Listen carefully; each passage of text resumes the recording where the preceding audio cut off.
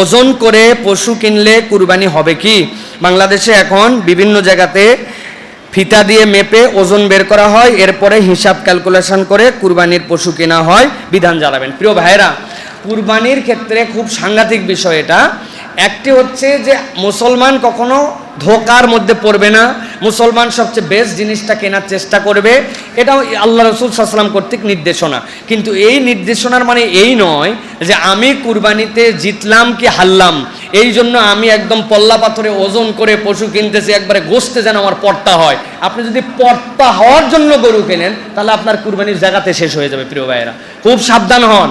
হ্যাঁ, এখন যারা কুরবানির গরু বিক্রি করছেন তারা আপনাকে জানাচ্ছেন যে আমি যে আপনার কাছে 1 লক্ষ টাকা পশুটার দাম চাচ্ছি, পশুটার সাইজ কি, পশুটা দেখতে কেমন, এর গায়ে কতটুকু পরিমাণ তার গোশত হতে পারে, এটা একটা ধারণা দিচ্ছি, কেননা আপনি যেন ঠকে না যান। বাজারে তো এটা বিক্রি হচ্ছে, এটা মুসলমানের জন্য জায়েজ।